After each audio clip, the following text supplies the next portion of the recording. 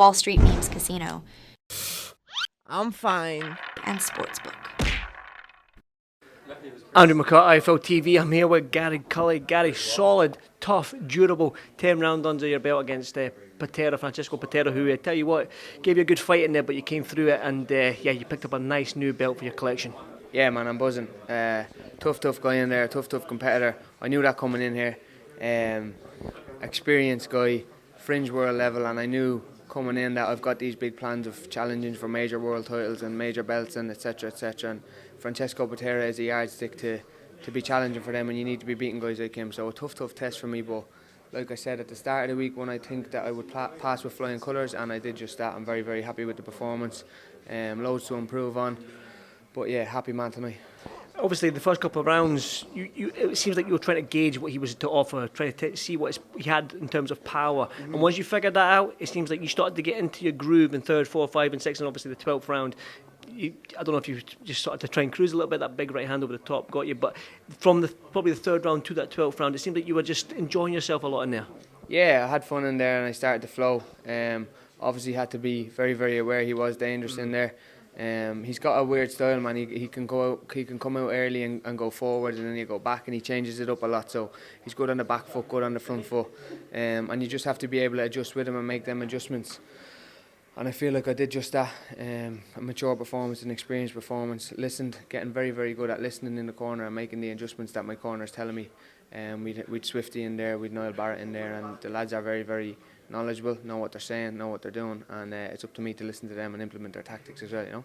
Talk to me about Niall in that corner. I could hear him a little bit when he was on that TV there. I can hear him telling you to keep your left hand up because he was trying to come over with the right hand. Very sound advice. So how was Niall in that corner from his number? Because it was the first time. I know he's been in the corner on numerous occasions for you, but that was his first time as number one. How was he? Yeah, amazing. Niall's been with me, like we say, since I've said in every interview, since I'm 10 years old, but he's really stepped up to the mark in this camp and took the number one spot. So it was big pressure on his shoulders there tonight as well. You know, a big fight and big pressure on me and big pressure on him.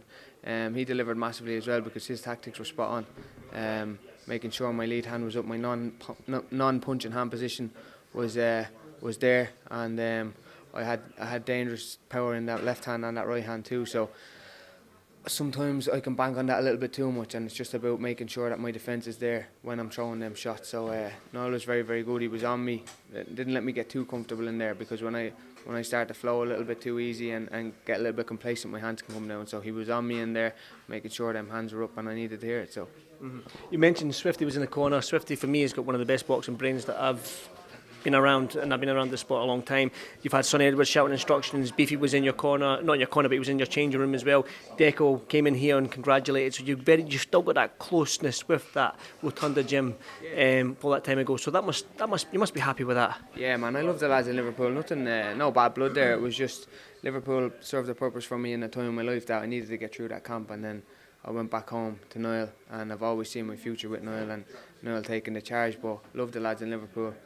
Met Swifty there, got along with him really well, and really rate his boxing knowledge. Joe Deck the same. Obviously they're busy tonight, but Swifty was in my corner tonight, shouting instruction. Sonny Edwards, good friend of mine, inside and outside of boxing, so give him a text and ask him if he will be there to throw some advice in as well, because I really rate Sonny's boxing knowledge as well. And it's good to have these guys around, guys who's been there, done it. Swifty challenged for world titles, Beefy won world titles, Sonny Edwards won world titles. They've experienced the highs of the sport, you know, so what I want. So it's good to have them there. They've been there, they've done it, so it's good to have their support and also their experience in the corner.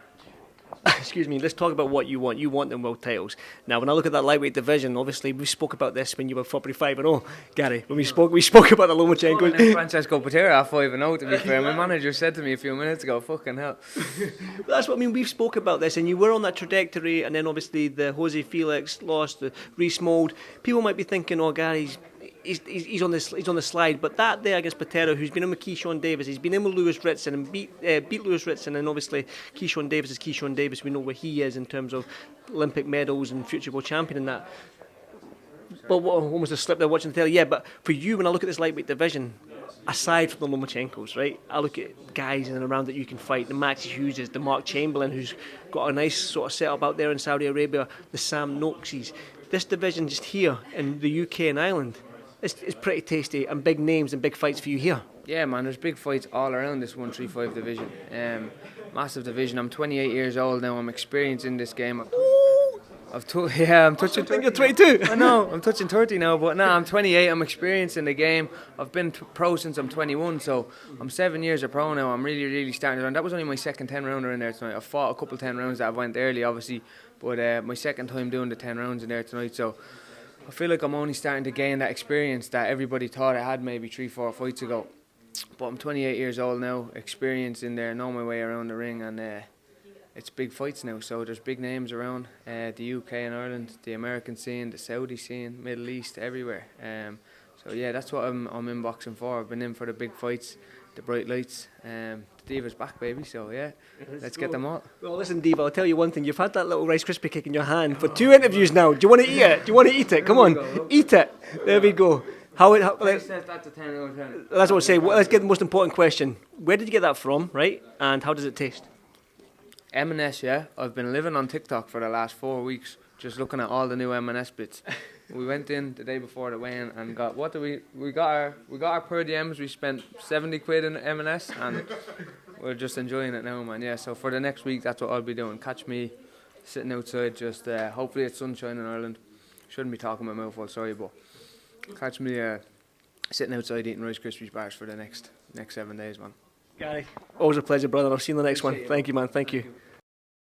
Wall Street Memes Casino, I'm fine. and Sportsbook.